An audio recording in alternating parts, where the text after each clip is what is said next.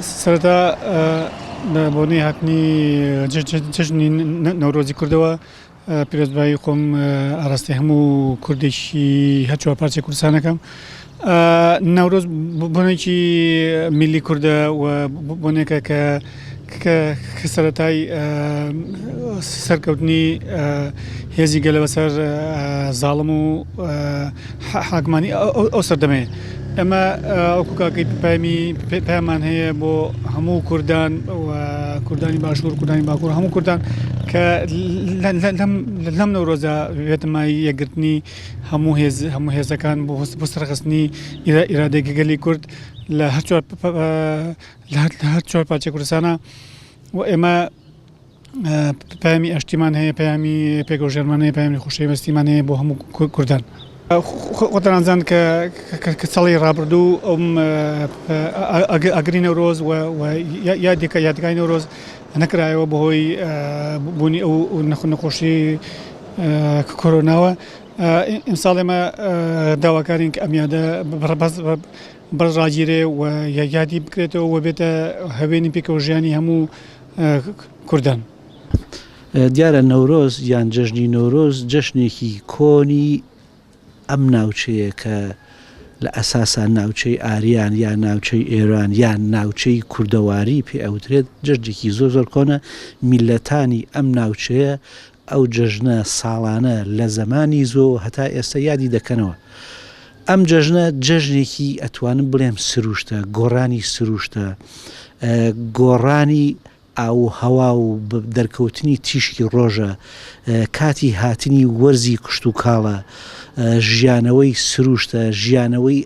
زەویە دەرکردنی گوڵ و گوڵزار و سەوزەمەنیە. هەر لەم ڕوانگەیەشەوە میلەتی کورد ئەم جەژنەی کردووە بە جەژنی ئازادی و خەبات. داستانێکی کۆن هەیە کە داستانی کاوەی ئاسنگەرە گوایە لەم کاتی نەورۆزدا ڕوویداوە هەرچەندە زۆرێک لە سەرچاوەکان ئەڵێن ئەمە وەک ئەفسانەیە هەڵبەسراوە بەڵام کورد ئەم جەژنەی کردووە ئەم یادەی کردووە بەوە کە وەکو جەژنێکی نەتەوەی خۆی بیچەسپێنێ ساڵانە یادی دەکاتەوە لە بۆنە و کاتەکاندا ئاهەنگ و ڤیستیڤاڵ و جۆرەها ئاهەنگی بۆ دەگەڕێ ئاهەنگی سیاسی ئاهەنگی هونەری ئاهەنگی سروشتی و جەماوەری. من هیوادارم لە نەورۆزدا نەورۆز بکرێتە جەژنێک بۆ ئازادی بۆ هەموو ئازادی مرۆڤەکان ئازادی زمانەکان ئازادی سیاسی گەلی کورد ئازادی مرۆڤەکان کە لە هەموو شتێک مهمترە. هیوادارم ئەم نەورۆزە بکرێت بەو بەبۆنەیە کە هەر هەمووان بۆ ئازادی تێبکۆشین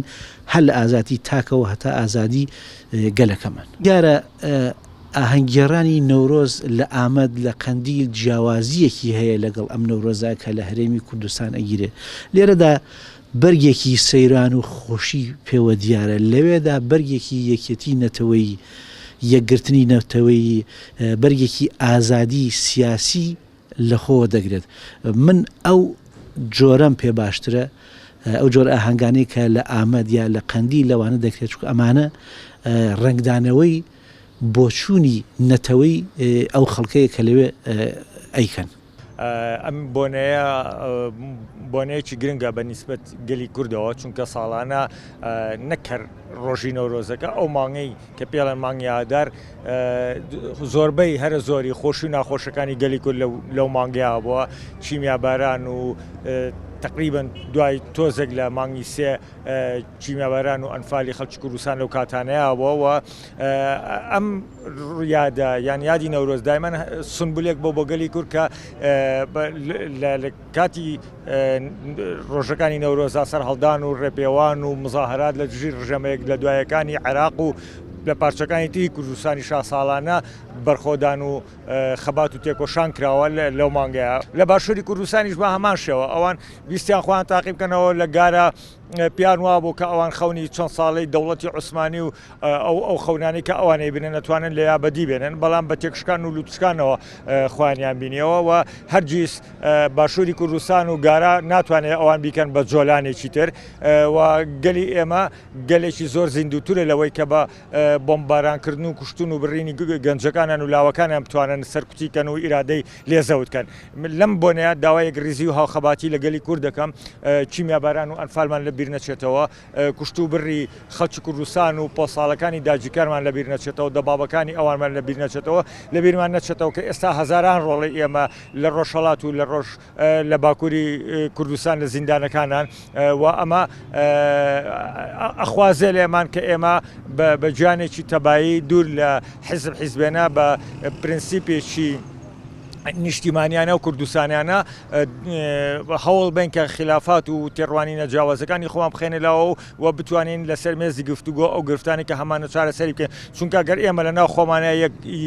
یەکگرتو نەبین ناتوانین لە بەرامبەر داگیرکاران و زۆردارانە مافەکانی خۆمان بەدەست بێنین.